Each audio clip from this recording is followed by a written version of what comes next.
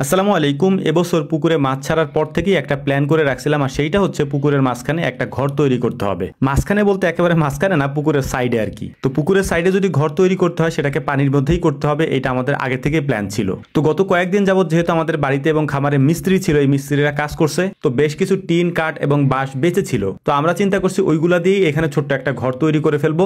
এই ঘর আমরা কেন তৈরি করতেছি সেটাও আমি আপনাদেরকে বলার চেষ্টা করবো ইনশাআল্লাহ। তো আমাদের পুকুরে ছাড়া মাছগুলোর সাইজ এবার যেহেতু একটু সাইজে বড় ছিল, মানে আমরা ছাড়ছিলাম একটু বড় সাইজের, ওই মাছগুলো এখন প্রায় কেজির উপরে হয়ে গেছে। সব মাছগুলা মানে প্রতিটা মাছই কোনো মাছ কেজির নিচে নাই। তো এই মাছগুলোকে মূলত আমরা খাবার দিতাম হচ্ছে একেবারে সাইডে, মানে আমাদের যে ঘাটলা আছে ওই ঘাটলায় দ্বারা আমরা খাবার দিতাম। এর ফলে কি হইতো, আমাদের পুকুরে যেহেতু হাঁস আছে, এই হাঁসগুলা ওই মাছের খাবারটা পুরোটাই খেয়ে ফেলতো। তো এই সমস্যার কারণে এখন আমাদের যেটা করতে হয় সেটা হচ্ছে হাঁসগুলাকে যখন আমরা একেবারে আটকাই ফেলি তখন ওদেরকে খাবার দিতে হয় একেবারে মাগরিবের পরে, আর হচ্ছে ফজরের নামাজের পরে খাবার দিতে হয়। তো এই সময় খাবার দেওয়াটা একটু কঠিন হয়ে যায়, যেহেতু এই দুইটা সময় হচ্ছে কাজের অনেক ব্যস্ততা থাকে, তো মাছকে খাবার দেওয়াটা অনেক ঝামেলা মনে হয় আমাদের কাছে। তো চিন্তা করছিলাম যে এরকম একটা ঘর যদি তৈরি করা যায়, সেখানে মাছের খাবার রাখা যাবে বা মাছের যাবতীয় জিনিসপত্র সেখানে রাখা যাবে এবং এখান থেকে খুব সুন্দরভাবে সবকিছু পর্যবেক্ষণও করা যাবে। তো এই জন্যই মূলত হচ্ছে আমাদের এই ঘরটা আজকে তৈরি করা। তবে এই ঘরটা তৈরি করতে গিয়ে আজকে আমাদের এত পরিমাণে ঝামেলা পোহাতে হয়েছে, এটা আসলে বলার মতো না। কারণ যেহেতু পানির মধ্যে আমরা ঘরটা তৈরি করছি, তাই পানির মধ্যে কাজ করতে বেশ সমস্যা হচ্ছিল। কারণ হচ্ছে এইগুলাকে পানির মধ্যে ওই খুঁটিগুলাকে গাড়তে হয়েছে এবং এরপরে পানির উপরেই হচ্ছে ঘরের সবকিছু আমাদের তৈরি করতে হয়েছে।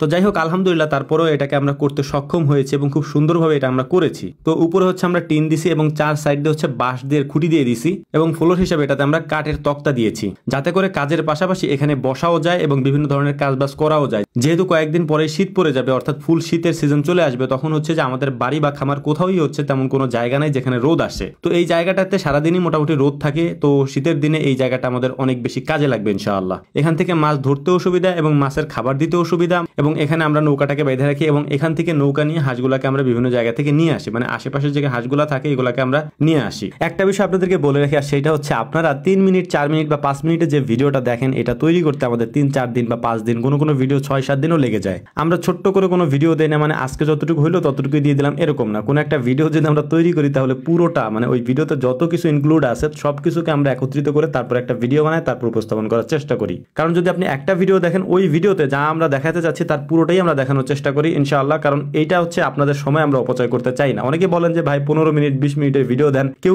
বলেন যে ভাই 1 ঘন্টার ভিডিও দেন। এটা তো আমাদের দ্বারা সম্ভব না, যেহেতু আমরা ফুল টাইম ইউটিউবার না, ফুল টাইম কন্টেন্ট ক্রিয়েটর না, আমরা ফুল টাইম হচ্ছে খামারি। আলহামদুলিল্লাহ এর পাশাপাশি আমরা আপনাদের সামনে ভিডিও উপস্থাপন করার চেষ্টা করি। তো যাই হোক, আমাদের ঘরটা মোটামুটি আলহামদুলিল্লাহ একেবারে কমপ্লিট হয়ে গেছে। এটা দেখতে মাশাআল্লাহ অনেক সুন্দর হয়েছে। এখানে বসার জন্য অনেক সুন্দর একটা ব্যবস্থা আমরা করে ফেলছি। আলহামদুলিল্লাহ এই জায়গাটা একটা প্রশান্তির জায়গা, মানে এখানে বসে থাকলে বা এখানে শুয়ে থাকলে বেশ আরামই লাগে, মানে শান্তি আর কি। এর থেকে ভালো শান্তি আর কি থাকতে পারে দুনিয়াতে, আমাদের জন্য বিশেষ করে আর কি। তো যাই হোক, আলহামদুলিল্লাহ সব কাজ আমাদের কমপ্লিট হয়ে গেছে। এখন আপনাদেরকে আমি একটা জিনিস দেখানোর চেষ্টা করবো, সেটা হচ্ছে মাছ তো দেখানো হয় নাই। আমি মাছের ভিডিও তেমন একটা দিতে পারি না, কারণ আমি আগেই বলছি যে মাছের ভিডিও করা যায় না। কারণ যখন হাঁস ছাড়া থাকে, হাঁসে হচ্ছে এমন বেশি ডিস্টার্ব করে, এটা আসলে বলে বোঝানো সম্ভব না। মানে ফজরের পরে আর হচ্ছে মাগরিবের পরে, কারণ এই দুই টাইমে তো ভিডিও করা সম্ভব না। ওদের মাছকে আমরা খাবার দিয়ে মাছ খেয়ে চলে যায়, কিন্তু আজকে হচ্ছে হাঁস এখানে আসে, তারপরে হচ্ছে আমি আপনাদেরকে দিয়ে একটু দেখানোর চেষ্টা করতেছি। কারণ হাঁস থাকলে মাছ আসে না সাধারণত। তারপরেও মাছগুলো আলহামদুলিল্লাহ বেশ বড় হয়ে গেছে, প্রায় 1 কেজির উপরে এক একটা মাছ হয়ে গেছে। মানে যে মাছই আমরা ছাড়ছি কেজির উপরে হয়ে গেছে এক একটা, এবং এর পাশাপাশি যে পাঙাশ মাছগুলো আমরা চাচ্ছিলাম